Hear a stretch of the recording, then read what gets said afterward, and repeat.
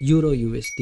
එහෙම නැත්නම් EU කියන chart එක බලන්න. ඒතර EU chart එකේ අපි last week එකේ කිව්වා වගේම මෙතන SMT එකක් තිබුණා. ඒත් එක්කම 1 hour fair value gap එකක් තිබුණා. ඒ fair value gap එකත් එක්ක වැදිලා තමයි market එක sell වෙලා ආපහු pull back එකක් ඇවිල්ලා තියෙනවා. ඉතින් pull back එකෙත් liquidity take out කරලා තියෙනවා. ඒකට අපි පල්ලෙහාට ඒ කියන්නේ bearish movement එකක් තමයි මේ week එකෙත් බලන්නේ. ඉතින් මගේ target එක තමයි මෙන්න මේ target එක මෙන්න මේ sell side liquidity take out කරයි කියන බලාපොරොත්තුවෙන් තමයි අපි මේ සතියේ trades capture කරගන්න බලන්නේ. ඉතින් අපි Euro USD chart එකේ 4 hour වලට ගියොත් එහෙම මෙන්න මේ වගේ outlook එකක් තමයි අපිට market එකේ පේන්නේ. ඉතින් market එක පොඩ්ඩක් bearish condition එකකට run වෙයි කියලා අපි expect කරනවා. ඉතින් ඒකත් එක්කම market එකේ last week එකේ මෙන්න මේ ERL එහෙම නැත්නම් internal range liquidity කියන level එකේ තියෙන fair value gap එකේ touch වෙලා තමයි market එක පොඩක් reverse උනේ. ඒත් එක්කම මෙයා 4 hour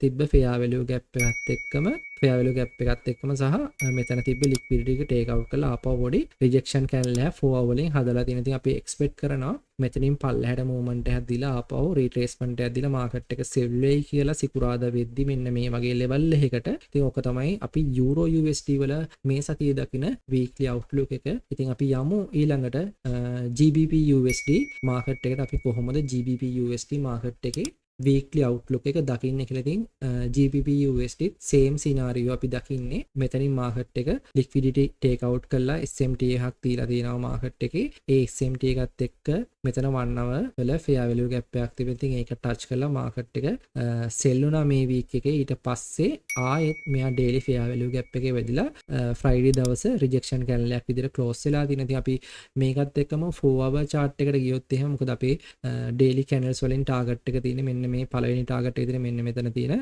sell side liquidity සහ අවසාන වශයෙන් මෙන්න මේ sell side liquidity තමයි අපි target කරන්නේ.